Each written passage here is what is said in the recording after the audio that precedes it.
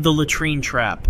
In 581 BC, Duke Jing of Jin ruled over one of ancient China's most powerful states. He was known for his military conquests and political cunning, but also for a dangerous arrogance that would eventually seal his fate. A court prophet had delivered a disturbing warning: the Duke would die after eating newly harvested wheat. Rather than heed this message, Jing publicly mocked the prophecy. To prove his point, he organized a feast centered around the season's first wheat crop. As servants presented the fresh bread and grain dishes, he deliberately ate more than anyone else. He smiled at his courtiers, demonstrating his defiance of supernatural claims. The meal passed without incident, seeming to prove the prophecy false. Hours later, the Duke felt intense abdominal pain. His stomach cramped violently as his body rejected the wheat. He rushed to his private latrine chamber, a simple wooden structure built over a deep pit. As he sat sweating and doubled over with pain, disaster struck. The wooden seat beneath him suddenly collapsed. Duke Jing plunged headfirst into the pit below. The space was narrow, deep, and filled with human waste. He fell with such force that his upper body was submerged in the foul liquid. Though conscious, he found himself both trapped upside down, his legs still above ground level, but pinned by the broken wood. He struggled desperately, trying to call for help, but each attempt to shout only allowed the filth to enter his mouth. Court attendants, waiting respectfully at a distance, had no idea their ruler was dying meters away. He thrashed in panic as the excrement filled his nose and throat. Within minutes, Duke Jing of Jin drowned in human waste. When servants finally discovered him, they could only retrieve a body soiled beyond recognition. The prophecy had come true with a cruel precision no one could have imagined. A powerful ruler who refused to believe in his mortality ended up consumed by his own filth. The Wine Barrel Execution. In 1478, George Plantagenet stood in the Tower of London awaiting his fate. As Duke of Clarence and brother to King Edward IV, he had once been among England's most powerful noblemen. That position hadn't saved him from conviction for treason after years of plotting against the crown. The sentence was death, but the manner would become one of history's strangest royal executions. Edward hesitated to publicly execute his own brother. A beheading would create a spectacle, while poison might be traced back to the king. Behind closed doors, a compromise was reached. Some chroniclers claim George himself requested an unusual method: death by drowning in Malmsey, his favorite sweet wine. On February 18th, a large barrel was brought to a private chamber in the tower. It was filled to the brim with imported Malmsey wine, valued by nobles for its rich, sweet taste. Guards escorted the Duke into the room where the barrel waited. No public witnesses would be present to report what happened next. The execution proceeded with unexpected difficulty. George was a large, strong man who resisted when guards tried to force him into the barrel. Even with his hands bound, he fought desperately as they pushed his head toward the dark liquid surface. It took several men to finally submerge him. Once his head was underwater, the struggle intensified. His body thrashed violently, causing wine to splash across the stone floor. Though unable to scream, the Duke's muffled sounds and violent movements continued for nearly 2 minutes. Guards held him firmly in place, ensuring his head remained submerged as he fought for air. Gradually, the movements weakened. Bubbles rose to the surface as the last oxygen left his lungs. When the body finally went limp, the guard stepped back. The Duke of Clarence had drowned in his beloved Malmsey, creating one of history's most bizarre and indulgent royal deaths. His body was later removed, still dripping with the sweet wine that had filled his lungs. The Pit Trap. In 794 AD, Ethelbert II arrived at the Mercian royal villa with hopeful expectations. As King of East Anglia, he had accepted an invitation from King Offa of Mercia to discuss a potential marriage to Offa's daughter. The young ruler traveled with only a small entourage, seeing no reason for concern. Marriage alliances between Anglo-Saxon kingdoms were common diplomatic practice. Ethelbert was welcomed with apparent warmth. Servants escorted him to lavish quarters, and Offa himself greeted him with embrace. That evening, a feast was held in the Great Hall, where Ethelbert sat in the place of honor. Wine flowed freely as discussions of the marriage proceeded smoothly. No one noticed that the chair beneath the East Anglian king had been carefully positioned. As the night progressed, Offa suddenly stood and made a signal. Guards immediately seized Ethelbert, pinning his arms. The young king struggled in confusion, calling out demands for explanation. Offa watched silently as his men dragged the prisoner to the center of the hall. With a second signal, servants pulled back a large rug, revealing a concealed trapdoor in the floor. The pit beneath was narrow and deep, dug specifically for this purpose. Guards forced Ethelbert to his knees at the edge. In that moment, he understood the betrayal. There would be no marriage alliance, only elimination of a rival king. He tried to speak, but was pushed forward into darkness. The fall broke both legs. Ethelbert lay at the bottom of the pit, looking up at the faces peering down at him. He was conscious, in agony, but still alive. A moment later, an executioner descended with an axe. Despite his injuries, Ethelbert fought back, clawing at his attacker in the cramped space. The struggle was brief. With several hacking blows, the executioner severed Ethelbert's head from his body. Both were later drawn up separately from the pit. Offa ordered the head displayed as warning to other potential rivals, while the body was discarded without ceremony. What had begun as a wedding negotiation ended as one of the most calculated royal murders in Anglo-Saxon history. Dragged for miles by a stag.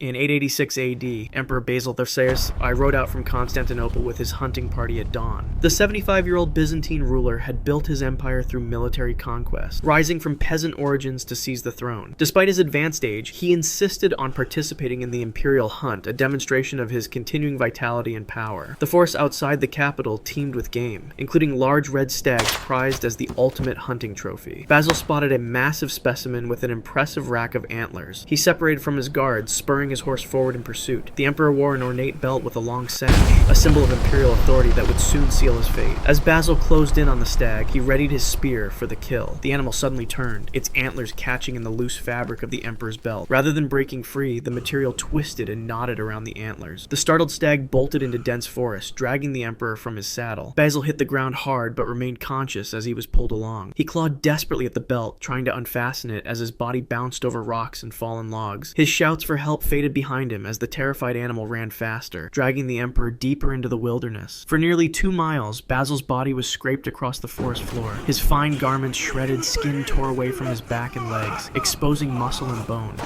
Though in excruciating pain, he remained awake throughout the ordeal, unable to free himself from the entanglement. When imperial guards finally caught up, they found their emperor barely alive. The stag had collapsed from exhaustion, but Basil was unrecognizable, his body a mass of dirt, blood, and raw flesh. He was carried back to the palace still breathing, but infection set in quickly.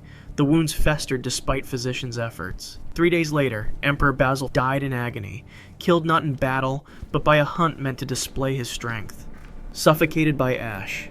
In 424 BC, Sogdianus ruled the vast Persian Achaemenid Empire for a mere 6 months. He had seized power by murdering his half-brother, King Xerxes II, while he slept. But another half-brother, Ochus, gathered support to challenge the usurper. As Ochus's forces approached the capital of Persepolis, Sogdianus realized his position was untenable. Desperate to survive, Sogdianus negotiated with Ochus, who offered unusual terms. He swore a sacred oath that Sogdianus would not die by sword, poison, or starvation. These were the conventional methods of executing royalty. Believing he had secured his safety, Sogdianus surrendered and was taken into custody. Ochus, soon to be crowned as Darius II, had no intention of allowing his brother to live. He had carefully chosen his words to create a loophole. Royal engineers were instructed to prepare a special chamber adjacent to the palace. Inside, they installed a large platform surrounded by a deep pit. Servants filled this pit with wood ash from the palace fires, heating it until it glowed red hot. On the day of execution, Sogdianus was led to the chamber. When the door opened, he immediately understood the deception. The room was filled with swirling ash particles and oppressive heat. Guards forced him inside and onto the central platform, then sealed the door behind him. At first, Sogdianus could stand without touching the burning ash below, but the platform was designed to gradually sink. As it lowered, hot ash rose around his legs. He couldn't escape the descending platform without stepping into the scalding pit. The air grew thicker with each breath, ash particles filling his lungs. Sogdianus began coughing violently as the fine particles coated his throat and airways. His eyes burned, vision blurred by tears and ash. As the platform continued its descent, the former king was forced to inhale more of the suffocating material. Each desperate gasp drew more ash into his lungs. Witnesses outside heard his coughs transform into strangled wheezing. The platform eventually stopped, leaving Sogdianus chest deep in the burning ash. Unable to breathe, his struggles weakened until he collapsed forward. When guards finally opened the chamber, they found him face down in the ash, his lungs and throat packed solid with the gray powder. Ochus had kept his oath, technically. Brandied body wrapping. In 1387, Charles II of Navarre lay shivering in his royal chambers. At 54, the monarch known as Charles the Bad had earned his nickname through decades of political treachery. His body, once strong enough to wage war across the Pyrenees, had grown weak with age and illness. A painful paralysis spread through his limbs, leaving him unable to generate body heat. Royal physicians gathered at his bedside to discuss treatment options. The king's condition was deteriorating rapidly. After consultation, they proposed an unusual remedy, wrapping the king's entire body in linen cloths soaked in brandy. The alcohol, they explained, would warm his blood and restore vitality to his failing organs. Servants carefully prepared the treatment, dipping long strips of fine linen into vessels of expensive French brandy. The king was stripped naked, then methodically wrapped from neck to feet in the alcohol-saturated bandages. Layer after layer of the brandy-soaked cloth enveloped him, creating a seal intended to trap heat against his skin. The wrapping complete, Charles lay immobilized on his bed, unable to move his arms or legs within the tight cocoon. Only his head remained exposed. A servant approached with needle and thread to secure the final wrap at the neck. Following standard practice, she held a candle close to see her work in the dimly lit chamber. The flame touched the edge of the brandy-soaked linen. In an instant, the alcohol ignited. Fire raced across the king's body, following the path of the wrappings. Charles' eyes widened in horror as he realized what was happening. He tried to scream, but the sudden rush of heat seared his throat. Servants scrambled to extinguish the flames, throwing blankets and water over their master. But the fire had already penetrated multiple layers of the alcohol-soaked bandages. Charles could feel his skin blistering beneath the wrappings as flames consumed him from neck to toe. The very treatment meant to save him had turned his body into a human torch. Unable to move within the burning cocoon, Charles endured excruciating pain for several agonizing minutes. When the flames were finally extinguished, he remained conscious, his body catastrophically burned.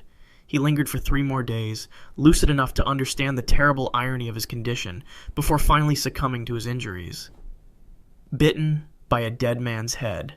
In the late 9th century, Sigurd rode triumphantly across the Scottish Highlands. As Earl of Orkney and a feared Viking warrior, he had crushed numerous rivals who challenged Norse rule. His latest opponent was Maelbreit the Bucktoothed, a Scottish chieftain who had dared to resist Viking expansion. The two forces had met in battle that morning, and Sigurd's superior numbers had quickly overwhelmed the Scots. Following Viking tradition, Sigurd ordered the defeated enemy leader beheaded.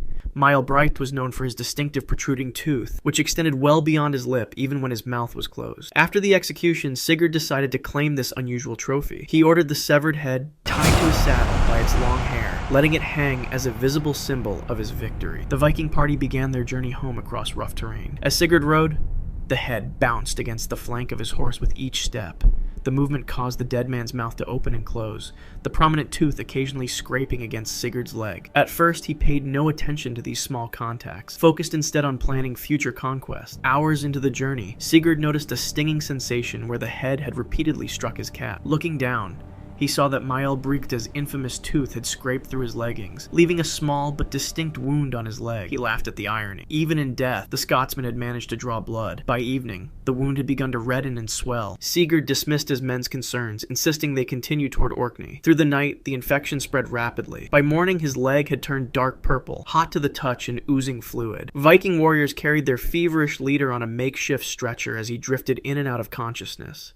Within 3 days, the infection had spread throughout Sigurd's body.